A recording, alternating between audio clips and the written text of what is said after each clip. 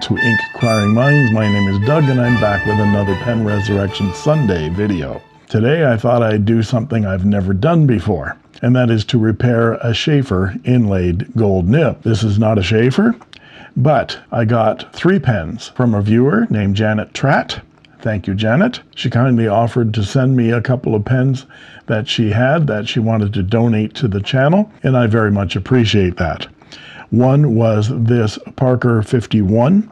It is an aerometric. I haven't really looked at it yet, but I believe it's from the mid-1950s. It has a gold cap. It looks like it's in very serviceable condition. So I might do a conversion on this because it's an aerometric. I've got some converters coming from India that are brass converters that you can replace the aerometric filler with, so you can use modern cartridges with the pen. So that was one pen she sent me. And then she sent me this set from Waterman, and it is in original condition with the original case, the original documentation on it, and it is a Waterman CF pen and pencil set. And they look lovely. They look like they're new old stock. They have got some printing on the barrel, CF 1250, fine flex, $12.50, the price is on it, and then it says KK1. And this is the SR 500, $5, KK1. And this is a ballpoint pen, and this is the fountain pen. There's the unique CF Waterman's 14 karat gold nib. Looks very interesting. It has the Waterman's proprietary cartridge system, and underneath there's 8 Waterman cartridges. So a really nice vintage find that Janet has donated to the channel. Thank you very much for that. But this is the pen we're going to look at today. This is a Sheaffer Targa by Sheaffer, and this is a 1001xg. And these were made by Sheaffer between 1976 and 1988. I find this information out at the wonderful website called SheafferTarga.com. I'll link that in the description as well. And Janet had a note about the Sheaffer. She said, I've included a couple of other items. A Sheaffer Targa 1001xg that leaks along the inlaid nib. I know I hold my pens too far down towards the nib, but a lot of people complain about that issue with this style of pen, that they leak sometimes around these edges of that inlay if you put your fingers too close to the end. This is a Sheaffer cartridge converter pen. It comes with the converter, squeeze converter, and you can use Sheaffer modern cartridges with this pen. But what I wanted to do with this is something, as I said, I've never done before, and that is to try to find a way to keep that inlaid nib from leaking. I did some research, and one of the best places to find out how to do this is Steph's Grand Mia Pens website, and there's a particular video he's got there where he seals the nib on a Sheaffer PFM. This is my PFM. It doesn't leak, so it doesn't need any repair, but it's the same kind of inlay from Sheaffer, and they suffer from the same kind of symptoms of leakage around that gold nib.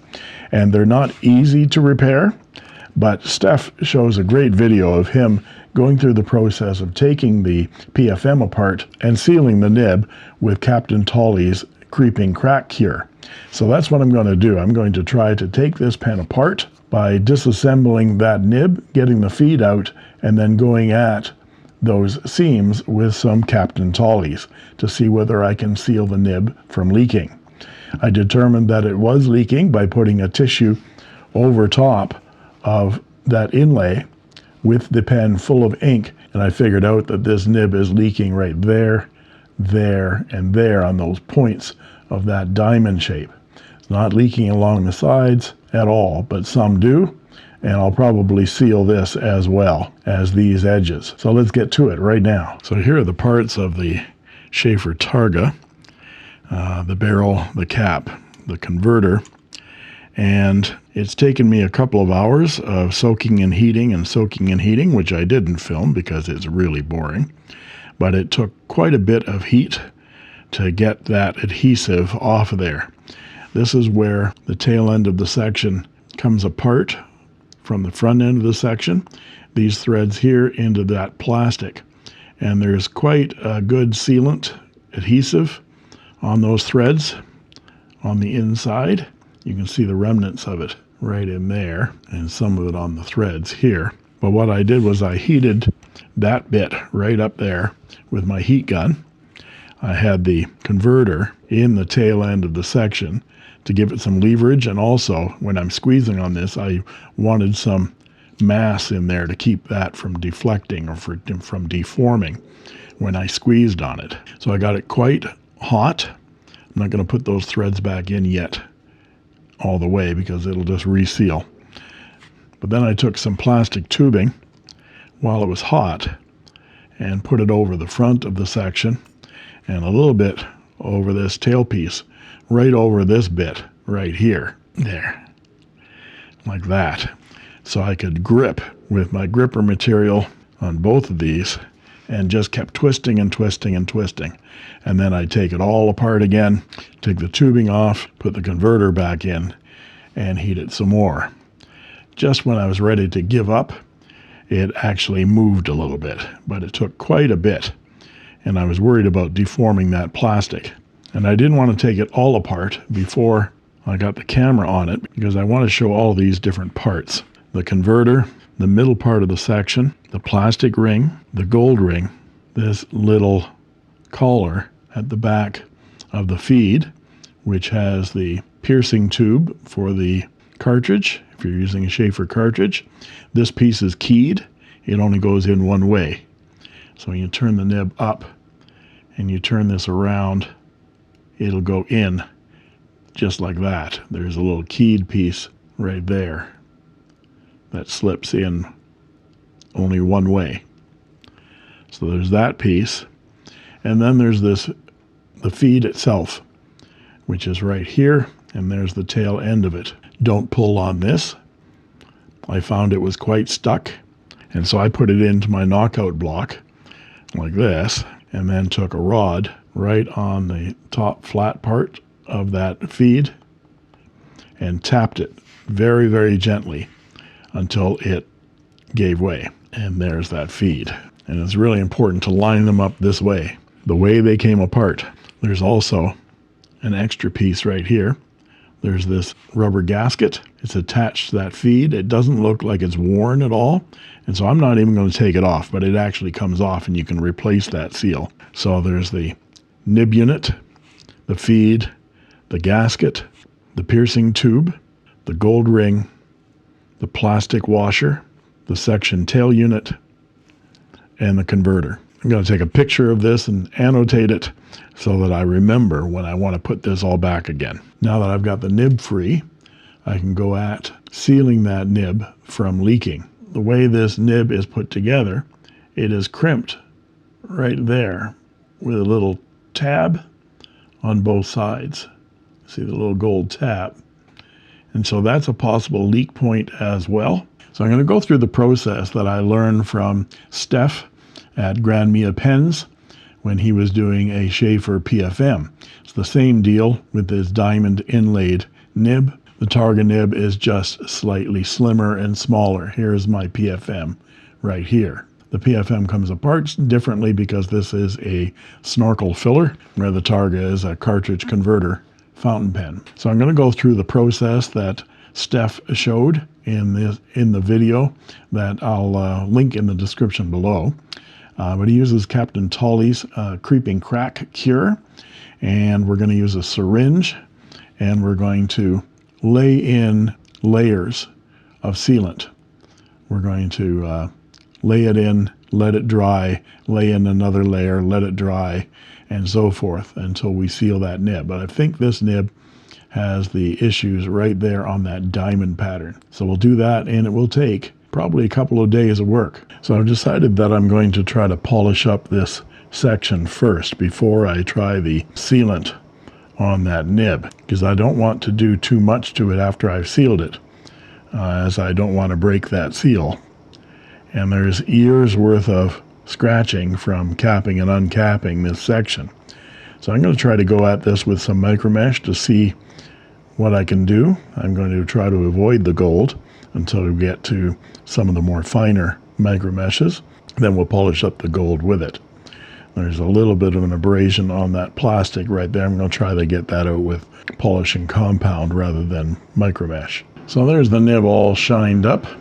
I went through all the micro mesh and then some polishing compound. Now I'm going to soak it in some distilled water with a drop of dish soap to get any of that polish off there, to make sure that the Captain Tolley's adheres to all those surfaces so it's clean and dry. Okay, so I've got all the materials I need to do this. I've soaked the nib and section in some distilled water with a drop of dish soap and then rinsed it thoroughly and dried it.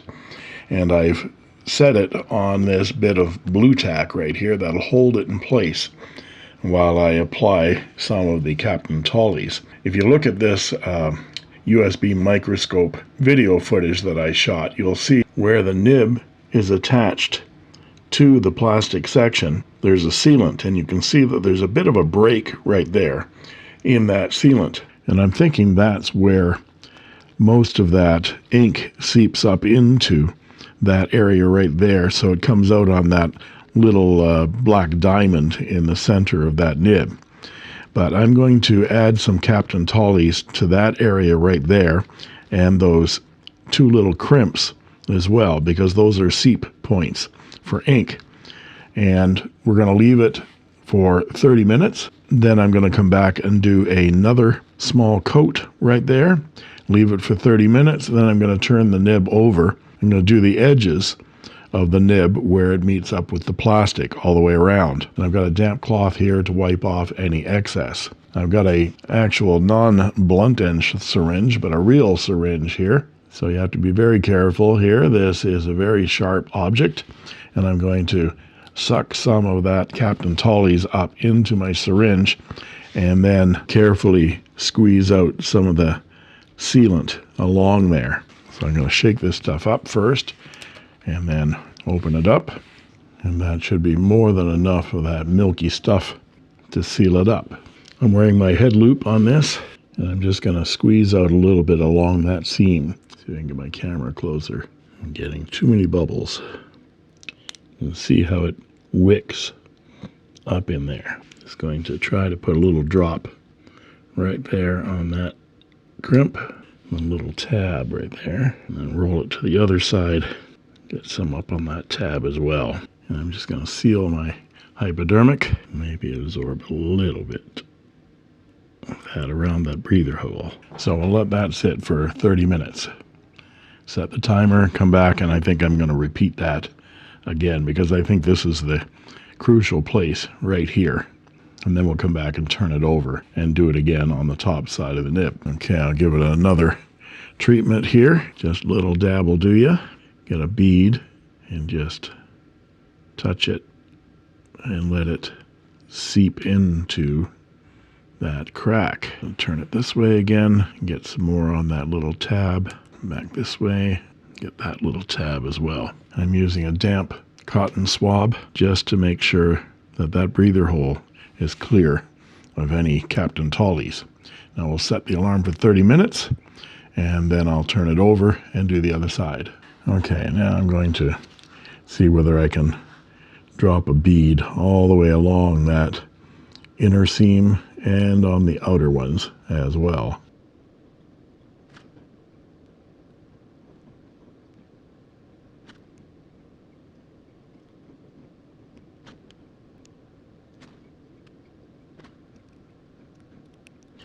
So the idea is to let it seep into those cracks, because it's supposed to be creeping crack cure. So we'll let it sit just for a bit, and then I'm going to use a damp cloth to wipe off some excess, in this case a damp cotton swab.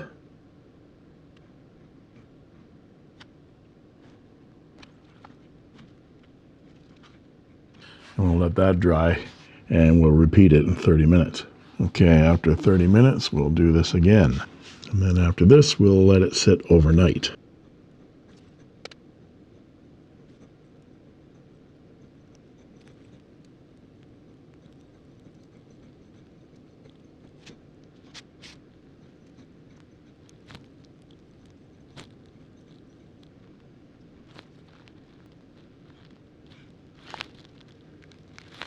And we'll let that seep in a little bit, and then I'll give it a wipe with the cotton swab and then with a damp cloth.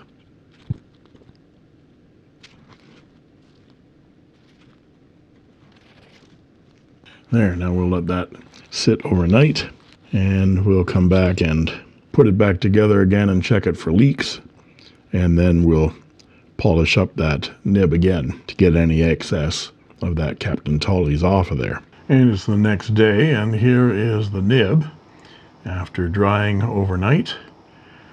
And I looked at it with my USB microscope, and you can see that on the underside of the nib it's sealed quite well. The Captain Tolley's is clear, so you can see the break from the previous sealant, but even on the edges it looks like the Captain Tolley's has sealed those spots.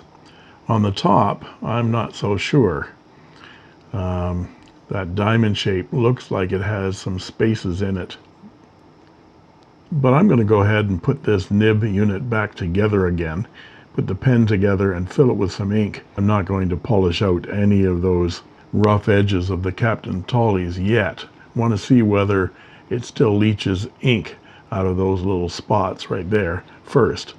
And then I'll see whether I can polish this nib unit back up again and just get rid of the excess on the nib. You can see there's some excess Captain Tolley's right there and right there. That's unsightly to say the least, but we'll polish it. If it doesn't leak, I'll polish it back up again, and we'll test it again to see whether it leaks. If so, I have to do the whole process over again. So we'll get our parts out here: converter, the section tail unit, that gold ring, the feed, and the cartridge piercer unit. The feed goes into the pen in only one way, like that, and I'm just going to push down on it to make sure tightly in there. And then the piercing tube goes in only one way. Hold the nib straight up and wait for that key to slip in. There we go. It just slips right in there like that. And I'd already put this collar back on, the section nozzle like that, and then the gold ring goes next right there. But before we assemble it further, I'm just going to add, because this was actually glued shut, just for now, I'm going to add some silicone oil to those threads just to make sure it's sealed. Eventually, when I get this pen completely working and I'm confident that I don't have to open the pen again, I may shellac that shut. There we go. Tighten that down, put the converter back in, and then we can fill the pen with some Waterman's. And we'll check with the tissue to see if we have any leaks in that nib unit. And now I'm just going to lay the edge of the tissue against that diamond part of the nib section. I'm going to try to do this while it's pointed down. Not easy to do. And I'm going to push that down until that diamond part is touching the tissue. This is what I did when I checked it first for leaks. Sort of pushed on that diamond bit with a very thin tissue with my thumb all over it. I did find that it leaked around those top 3 points, but it also leaked right on the corner, which I thought was normal, but I've sealed that little corner. Let's see. No, it's not attracting any ink there. See this side, tearing my tissue up. There. Just lay that against there.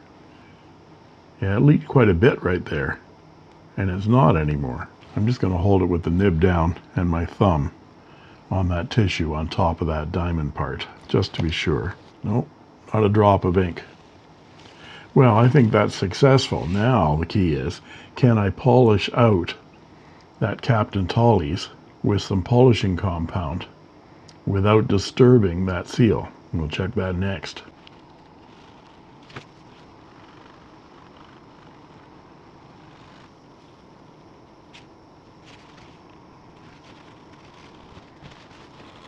A little bit with the polishing cloth.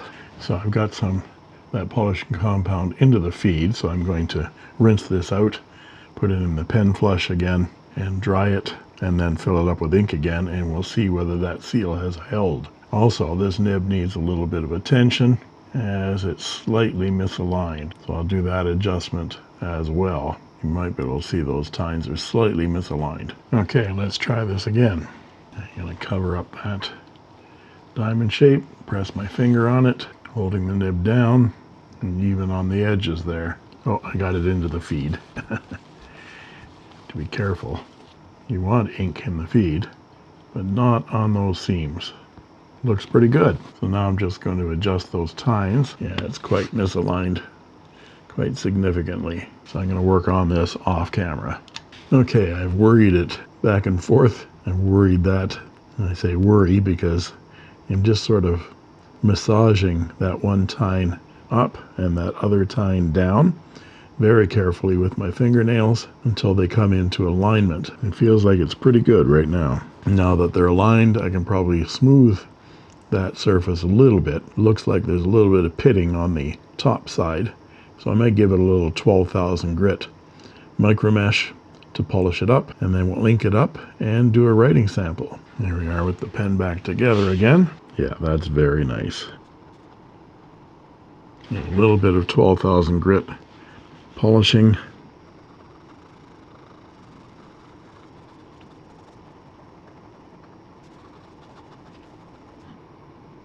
And there's even some really nice bounce on that nib. Reverse is still a little bit scratchy, but I think this pen is a success. So I'm going to clean the pen again and polish that nib up some more, because I've introduced a few more scratches where I was worrying it with my fingerprints. I'll come back and talk about this restoration. So what are my thoughts about this pen resurrection? Well, I'm totally stoked at my success in being able to seal this Sheaffer Inlaid Nib. Arguably, these are the most beautiful nibs ever created. Here is the Sheaffer that started it all, the first pen with a Sheaffer Inlaid Nib. This is a 1959-1960 Sheaffer PFM, pen for men, and that was followed by the Sheaffer Imperial, and there were other variants of the Sheaffer Inlaid Nib, including one nicknamed the Dolphin. And I have one here. This is a steel nib on a desk pen, nicknamed the Dolphin because it has this bulbous nose on it, sometimes called the porpoise, and it wants to roll away. And put it over here, wants to roll away. And here is another Sheaffer Targa from the 1970s, this one in a brown Ronce lac that belonged to my friend Ron's father, Dennis. Whether the Sheaffer Inlaid Nib is the most beautiful is, of course, a personal taste thing, but there are other contenders for the honor. This is a Pilot E95S with a 14 karat gold semi-inlaid nib, and this is a Waterman Carène with a 14 karat gold inlaid nib, and I'm fortunate to have one of the most beautifully designed pens ever, the Waterman Edson. This one on loan from my pen friend Murray, and you'll be seeing this beautiful nib and pen in a Murray's Moment coming up. Let's get a beauty shot of these gorgeous nibs. Aren't they beautiful? And of course, like the Edson, the Sheaffer Imperial nib had its issues, as does the Carène, with leakage around those edges of those inlaid nibs. The Pilot E95S as well. If you hold your pen up near the nib, you'll get nib creep right there and get ink on your fingers. But the Sheaffer Inlaid Nib has had leak issues since its inception, and they're not easy to disassemble or repair. So my warning is, don't try this at home. I did this repair because Janet gave the pen to the channel, and I was keen to learn how to do it. I couldn't have done it without Steph's wonderful video on repairing the same issue with a Sheaffer PFM Inlaid Nib. Plus, there was an excellent article by Fountain Pen Network member Flounder in his blog called Flounder's Mind Thoughts. I'll link that article and the video in the description below. Thanks to both of you gentlemen. This nib required some effort to get it aligned properly. I did it gently because this nib is not replaceable short of getting an entirely new nib unit front section. Now it writes beautifully, and there are no signs of leaking on the top of that nib. I decided that I was going to ink this up with some Sheaffer's Skrip Peacock Blue. This ink has not been available for a long time, but I picked this up at an antique store recently, and you can see when it was sold in the Bedala drugstore in Edmonton for 69 cents for this bottle. Number 112 washable Peacock Blue.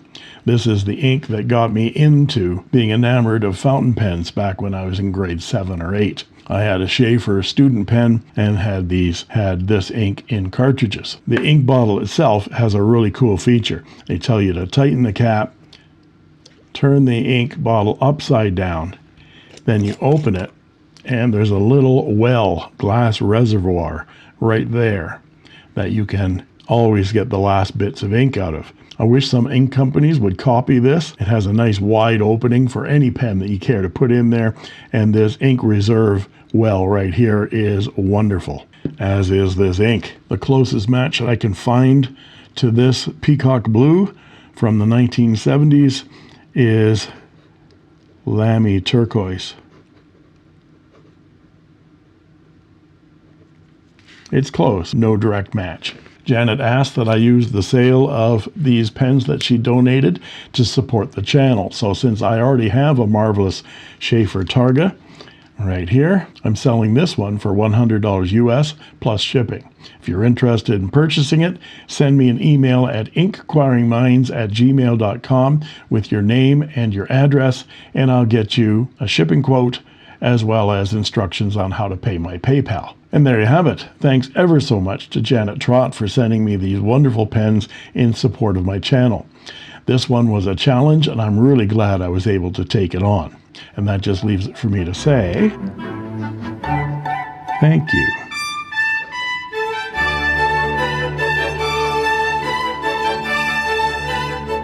For watching. And that's all she wrote. I made this.